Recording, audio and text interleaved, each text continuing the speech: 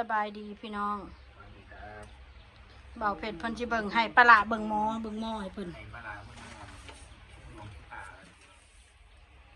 ดวงชะตาของเจ้าลอย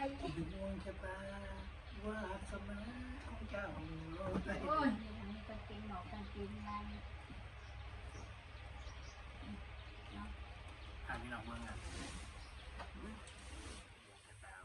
ชีวิตวันนั้นแบบเด็ดแนวเลยเบิ่งรู้ว่าเมียเพิ่นถือหวยบ่ว่าสิจะ ไม่ เบิ่ง เชื่ออย่าลบหลู่พี่น้องเลย ทำไมต้องว่าเบิ่งแต่หวยเหรอ ยังเบิ่งหวยแนวเดียวหั่นนะคนมักหวยเบิ่งแนวซะ พี่น้อง บางว่าสิได้เงินนำคนอื่นบ่มันเป็นไปบ่ได้ไงมันเป็นไปได้ในสิ่งที่เราซื้อหวยไงเราซื้อหวยเราก็หวังว่าจะถูกใช่ไหมคนจนล่ะก็หวังกับผู้หวยเห็นบ่คนป่วยแล้วไม่หวังได้ไงหวังก็ไปก็ได้แต่หวังมีเสียสตังค์แล้วไม่ผิดกฎหมาย เนี่ย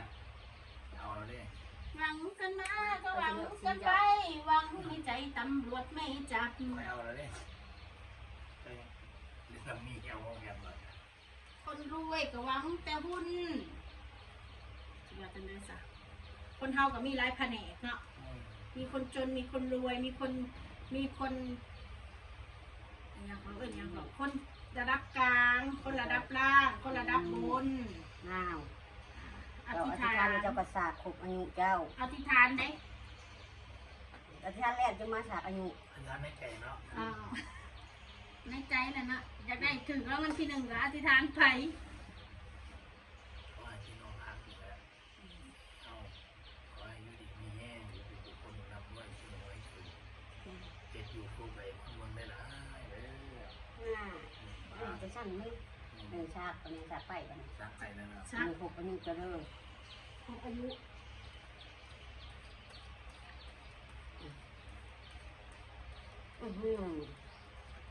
มันบ่งบอกให้เจ้าเลยเด้อเจ้าไฟยังบ่ได้ออกอยู่เด้อ เนี่ยหมอนี่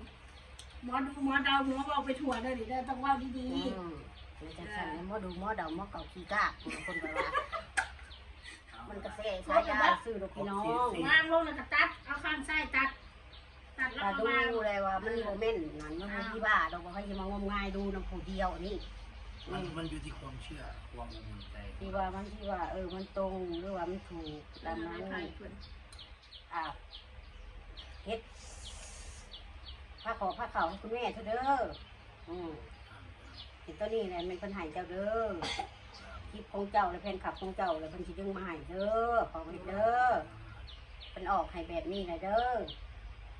เฮ็ดผ้าขาว5แม่ เอาในเมื่อเราฟันขอบเป็นดีเลยมันบอก เนี่ยเธอเด้อเมื่อไปเด้อ วันก่อนกับฟัน แม่วันนี้ไอ้เพชรนี่ มันให้พอละเพลงนะเอาใบหนึ่งเอาใบหนึ่ง เอาไปได้ก็ได้ มะนาวลูกเลยเด้อจ้าว างเลยพกตัวเองพกตัวเอง เราบริเคยเบิ่งแต่มันนานเอา ที่แม่นเลย พยายามผันเพียนกับคุณพ่อบ้างแม่บ้างคนที่อยู่กับคนที่ไปเมื่อสิ่งดีๆมันก็สิกลับเข้ามาไว้น้องกับมาหาเจ้านะจากที่ว่ามันบุกไปเป็นกันไปน้องสิมาแวะมาเวียนมาเล่นมาหัวนำบ่มีเลยมีน้องดอก แบบนี้มาทำนี้ มีแต่ข่อยนี่แหละ เขาก็ต้องมาทำบุญตัวนี้ยังมันก็ดึงมาให้เอา3ใบเลือกเอา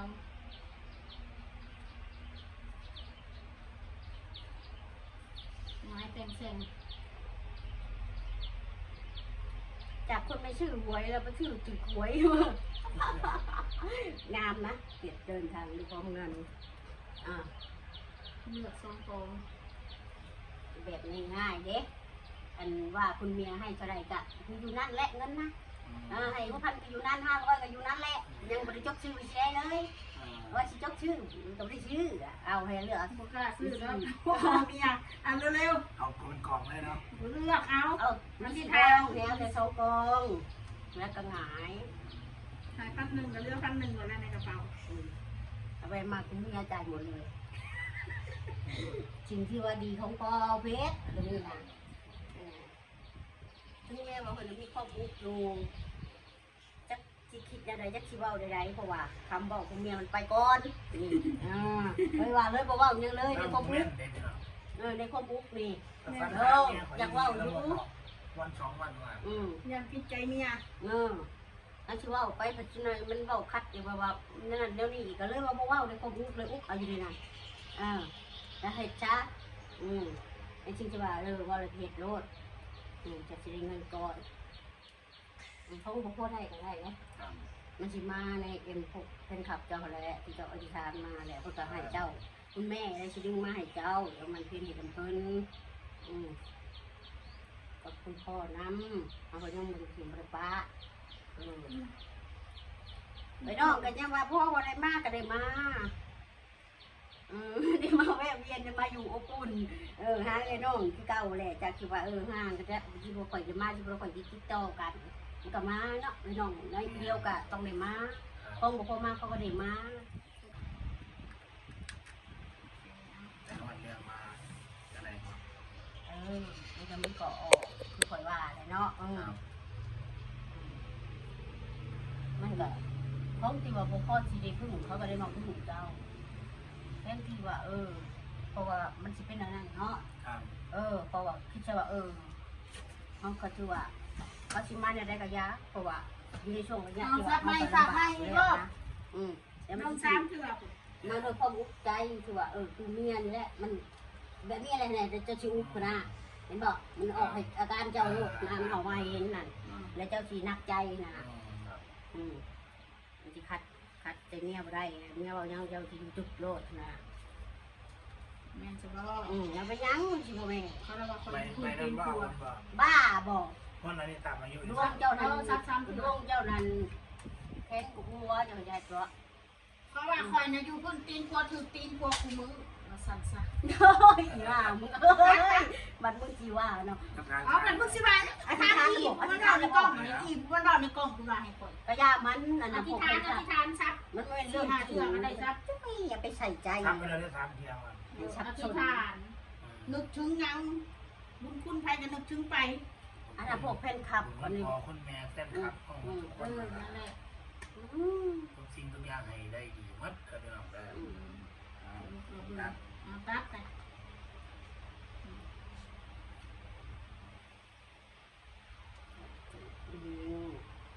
ตายเขาบอกวิ่งแบบว่าบ่ได้คอยบ่ได้เป็นเกี่ยวกับนี่ญาติน้องเนี่ยมันจะน้อยแต่สายบาทอาจจะเป็นแฟนกลับมาได้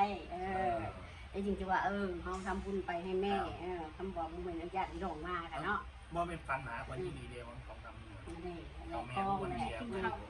คล้องเห็ดเพิ่นนี่สิว่าให้เราเห็ดเราไปสิแต่ข้าวเขานั่นน่ะเขาจะงอยฟังเงินเอาไว้ฟังพ่อแม่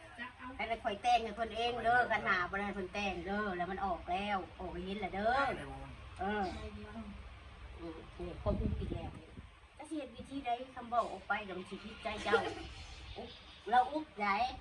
อาชีพเจ้าอุ๊บไหนแต่ว่าบ่เว้าเราอุ๊บขยันขยันเป็นคนดีเรามวนเนาะอยากให้ว่ามุนมุนแล้วมีแม่ธรรมดาว่าอุ๊บน้ำข่อยสิอยากให้เปลี่ยนทัศนะในการพูดให้มันดีขึ้นว่าต้องใส่ท่าลมอะไรอุ๊บเราเป็นการบอกกันจาของเมียนี่น้อยแต่ยังเพิ่งศูนย์นะอยากให้โมโหยังมีกติว่าใจเย็นโมโหอย่าได้เห็นในสู้เลยนะอารมณ์ดีกับมีทำไมมันต้องสู้ตลอด24 ชั่วโมงคนเฮามันก็มีช่วงอารมณ์ดีอารมณ์ดีเนาะกับเวลาเนี่ยกับเวลาอันนี้เดิมมันออกมาได้เสียงดังเนาะเฮ็ดได้มันก็ยังฟังสักพักเฮ็ดได้มันก็ยังบ่วิเจ้าเด้ออันเทวดาอันใจอันเทวดาอะไรได้เมียนะอันนี้ได้ผิวดำนี่ได้เบาข้อได้เนี่ยได้กระยาเด้อมันถือว่าเป็นนางชิกามาให้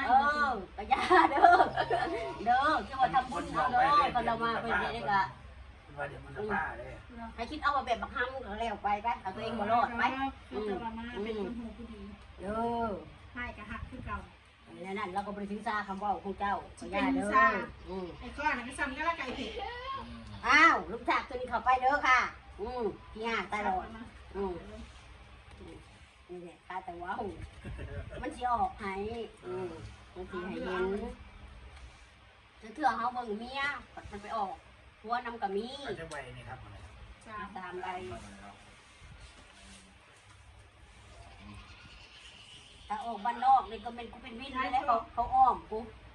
ลงบ่เข้าเลยกูหายเลยกูเป็นวิน นับบ่ว่าไม่กูกิน ไม่กูเว้าบ่ว่าบ่ว่าอยู่นั่นจะมานี่เด้อเว้าแล้วมาคิดฮอดแฮงคิดฮอดเจ้ามันมาได้ตั้งใจไว้เลยเดือนพฤษภาเลยพฤษภานี่คือ เอาไงเริ่มใหม่ไง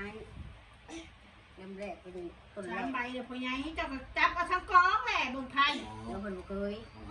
คอยว่า ง่ายแม่บอกเขาอีกกองหนึ่งเลือกน้ำอธิษฐานนั่นนะว่าทันหัวทันจับ ก็จะมีจำเป็นสิสองหรือว่าได้ว่า พอแล้ว เพื่อนเขามานำ แม่บอกว่าเลือกเองตอนนั้นจะเพิ่มไปเลยเอา คนเจ้าบอกว่า3ออกแล้วครับ ความหมาย3เดี๋ยวยิบเอาทั้ง3ใบเข้าใจไหม อาจสิว่ามีเพื่อนติดมานำด้วยเด้อเขาว่าได้นั่นเด้อเพื่อนหักเพื่อนแต่จะเพิ่มตรงนี้บนกล้องกันเลยพี่น้อง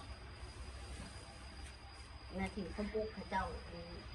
กับเมียคือว่าแล้วน้องเมียเขาแบบเป็นมีชายนี่นะบัดนี้เธอน้องลูกหลานป้าแบบนี้นะ